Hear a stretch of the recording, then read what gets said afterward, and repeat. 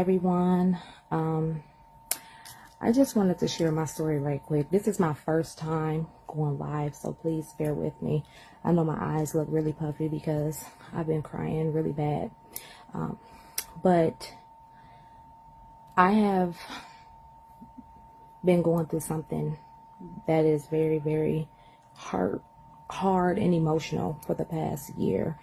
And I have what I feel like is exhausted every option to get help, and I have not received any help, and this is my last resort. And I wanted to go live and I wanted to share my story because I want to be able to either help someone or something or anything like that. So this is just me, authentic. So last year in October, I'm a little nervous right now, so bear with me. Last year in October, my oldest son had ran away from home. And he ran away from home because, you know, he had got caught. He was sneaking out of my house for quite a few months. And my husband and I, we had caught on to it. And so, of course, we punished him. And, you know, we made him quit his job. You know, we took his phone, you know, just regular things, punishment, things of that nature. Well, in return, my son caught himself running away from home. So the morning I found out, when I woke up that morning, I found out that my son had ran away from home. I called his school when they opened, and I was crying my eyes out. And I told the principal, I said, hey, I said, my son ran away from home. I said, I can't find him. I said, if you see him, if you hear from him, I said, please give me a call. I'm desperate right now and I don't know what to do. This has never happened before. My son, he is a honor student. He's a good kid. He's a really good kid. And I was just so dumbfounded. Like, I could not believe that I couldn't believe I didn't know where my son was. So I didn't go to work that day. Of course, I spent the whole day, my husband and I, driving around looking for my son. So we went to the school when school let out, and we kind of parked in the back. And I was like, you know, hey, let's just kind of sit in the parking lot to see if we see him, you know, so that we can get him. Well, in return, Child Protective Services called me while we were sitting in the parking lot. And so I'm thinking to myself, why is Child Protective Services calling me? You know, I was just lost about that. Now, let me back up. When I found out that my son was missing, of course, we called the police. We made a police report, and they pretty much told us, like, hey, your son is 16. You know, I mean, if we see him, we'll tell him to come home, but we're not going to go look for him. We're not going to, you know, we're not going to go like find him. We're not going to arrest him or anything like that. So I was lost because I'm like, he's a minor. What do you mean you're not going to, you know, make my son come home? What do you mean you're not going to go look for my child? You know, I've never experienced anything like that. So that was like the first indication that, okay, this is going to be a little bit harder than what I thought. So long story short, we didn't see my son. Child Protective Services called me and they said, hey, we need you to come home. We need to meet with you right now. So again, I'm dumbfounded. I don't know why Child Protective Services is calling me because my son ran away. So I got home and I picked up my other two children. I got home and they came to my house and they sat down at my table and they read me like these statements. So apparently my son went to the school and reported to his school that my husband and I, you know, we beat on him, and, you know, that my husband punched him in the face and he did all of these things, which was clearly a lie because my son has braces. And so the lady said, well, I didn't see any scratches or any bruises or anything like that. This is my first time having a CPS case in my life. And so she like looked in his room. She looked at my refrigerator. I mean, I felt so violated. Like, remind you, I'm already broken because my son had ran away, you know. And so now I got this Child Protective Services is here. So I'm completely dumbfounded.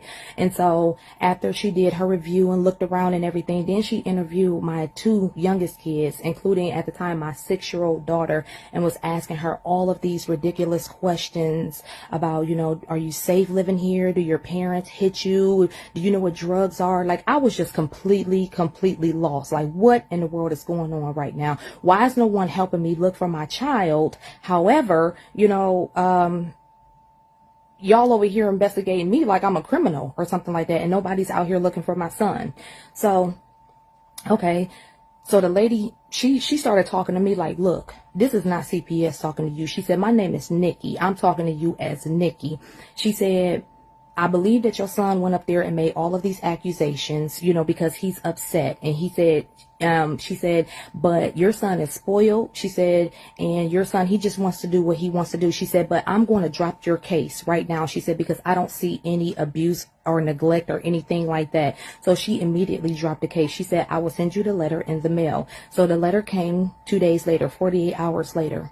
So moving forward, I couldn't go to work. I couldn't do anything. I was just looking for my son. I was just looking for my son. I could not find my son. I did not know where he was at. So 2 or 3 days later, I'm pissed off at the school because I called the principal and cried to you and told you that my son ran away and that my son was missing. And in return, you called Child Protective Service on me. And you did not, you as a parent, you didn't even try to help me look for my son. You just called Child Protective Services on me. Okay, cool. So I had the police escort me to the school because now I'm pissed and I don't want to go up to the school and tear the school up. You know what I'm saying? So I had the police escort me to the school.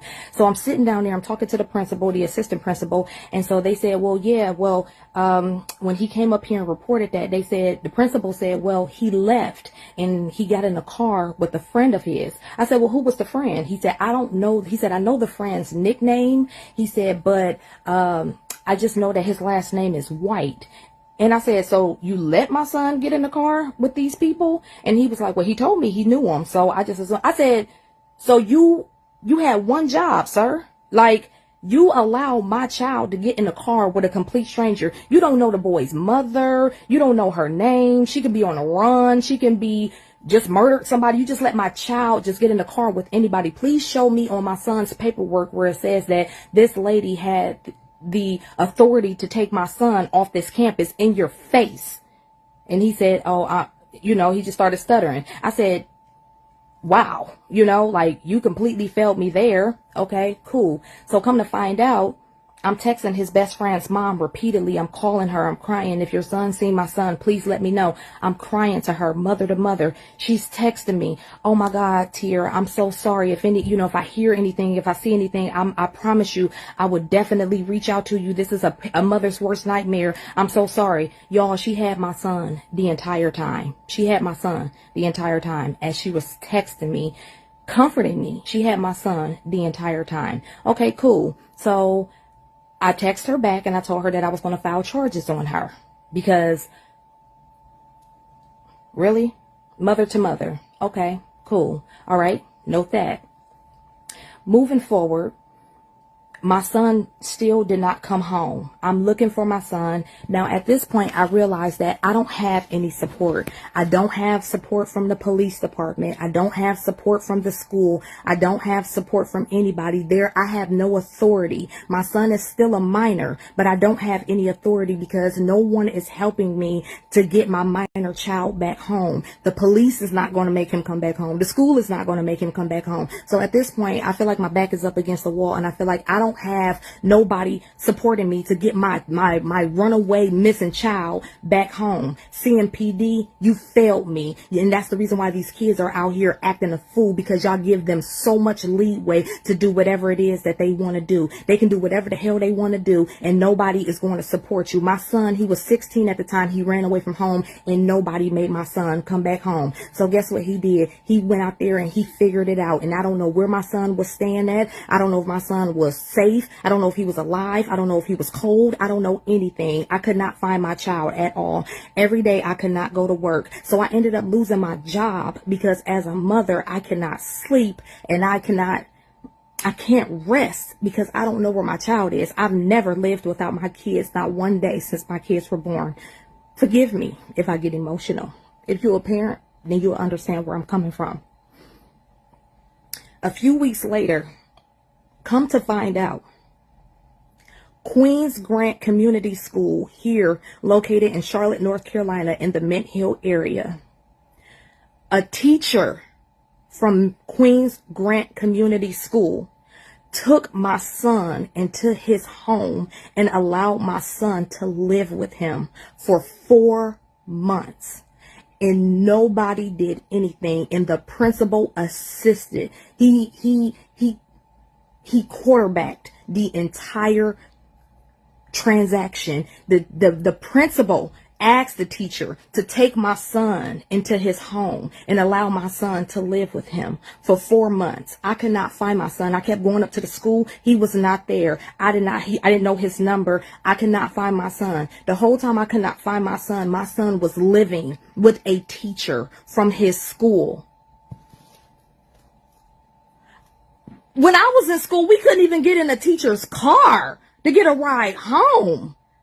But you could take a child into your house and allow them to live with you for months. To this very day, I've never laid eyes on this teacher. I don't know this teacher from a can of paint. I've never met this teacher. My son is obviously a African American boy. This was a 37-year-old white man with no children, and he is letting my black teenage son live in his home. He never reached out to me. He never, nothing. This man was not fired. The police did not get involved. Like, nobody did anything. Nothing at all. I have called almost every law office in Charlotte and the surrounding areas. I have tried to call the board. I have tried. Nobody will return my phone calls. Nobody will take my case. I have been to the police department. I have a plethora of, I can't even find them. I have a stack of police reports. For 7 months, my son was deemed a missing person in CMPD's website. Do you think that they call me and say, hey, did you ever find your missing child? Nobody ever reached out to me at all. To this very day, my son is still not home. My son still never came home. I get on this internet every day and I look at the internet and I live my life and I look like I'm happy. But I would never be happy because I don't have my child. The reason why my son never came back home was because they assisted him and he was gone for so long. And they helped him stay away from home. And they allowed him to do whatever it is that he wanted to do. And he enjoyed the life of doing whatever he wanted to do. He enjoyed living a life of no structure, no rules. And all due to this school, they assisted my son with being gone for so long, and nobody did anything. Not the police department, not the school, not the board, nobody. And to this day, this happened last year, October 27th. A year later, my son is still not home. Since then, my son has dropped out of school. He does not look well. I beg my son every day to come back home. My son would not come back home at all. He would not come back home because he's so used to being out in the streets now and doing whatever it is that he wants. He would not ever come. He don't feel like he wants to come back home and live with, structure and rules or anything like that. And I just cannot believe that this school had one job, and their job is to protect these children. And they failed me at the highest capacity. They have failed my son. They think that they was doing something by helping my son, or they claimed that they were protecting my son from me and my husband. Once that CPS case was dropped 48 hours later, y'all should have y'all should have encouraged my son to come back home. Y'all should have encouraged him, hey, let me reach out to your parents. Instead, they did absolutely nothing. They did nothing but continue to aid and abet and allow my son to live with this teacher. To this very day, until today, a year later, I still don't know this teacher. I still don't know this man. So I went to the Menhill Police Department in March, and I had a police escort me there again. And I had the police went to the teacher and said, you need to, that boy is no longer allowed in your home. If we catch him in your home as a minor, we will arrest you on the spot. That is what they told them. And they looked at my son. They said, you are still a minor. And they said that you need to go home with your mother today. You are not allowed to stay with this teacher. They are not your guardian. You have to go home. You are a minor. Go home now.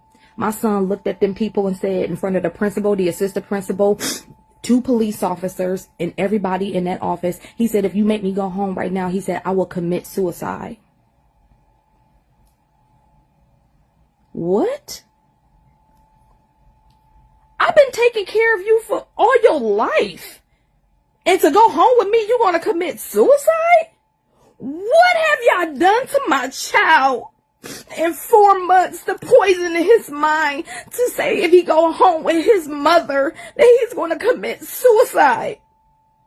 Nobody has taken responsibility. Nobody has taken accountability. Immediately they had to call 911 and have my son transported to a hospital, to a psychiatric hospital for evaluation. My son is a straight A honor student. He was an honor student. He was graduating early. He's been an honor student since he was in kindergarten. He is the most loving and most respectful child. My son literally looked at me and said, if y'all make me go home with her, I'm going to commit suicide. My son then spit in my face. He literally spit in my face in front of all of them people. Them people poisoned my son's mind so bad to hate me. And they did, and nobody has been held accountable in over a year. And my son is still not home today. I have not hugged my son. I have not held my son. I have not did anything with my son in over a year. And they have assisted with keeping me away from my child. They have poisoned my child's mind in such a way. And I just wanted to get on here because I have called so many attorneys. I've called the school board. I have been back and forth to the police department. I lost my job because I could not sleep. I could not eat. I could not think because I'm a mother. First, I'm a mother and I cannot sleep and eat and think well and do my job if I don't have my children.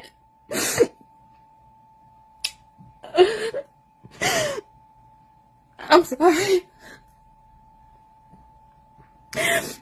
I just wanted to, this is my last resort. I have called the news stations, nobody. I have called radio stations. I have tried to do everything in my power to get this school exposed for what they have done to me, because I would never want any parent to feel the way that I feel.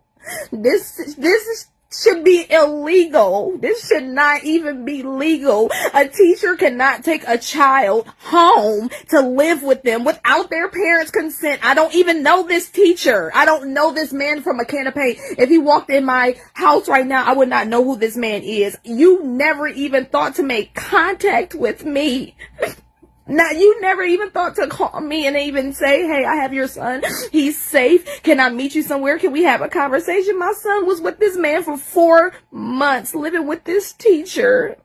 And nobody did anything. They have yet to be accountable. The police, they just shoo me off. They don't want to do anything but take a report, give me a report number, and be like, thank you, have a good day. If it was your child, if it was their children, how would they feel?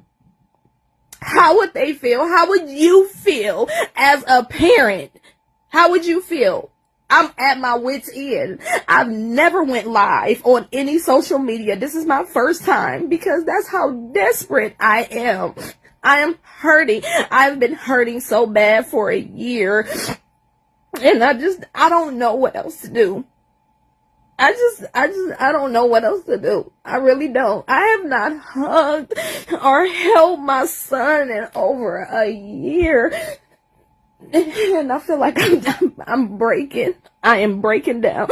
I am so disgusted with the school system.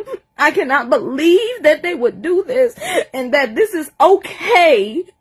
It's been over a year and they just sweep it under the rug. It's almost like they are protecting, they're protecting each other. The police department, the school system, they're all like sweeping it under the rug. They are all protecting each other and nobody is doing anything about it. My son dropped out of school the end of last year. He was going to college to be an electrical engineer. He had 2 college offers and he dropped out. I just don't know what to do. I don't. I don't know what to do. I know everyone keeps saying in my comments that it is illegal.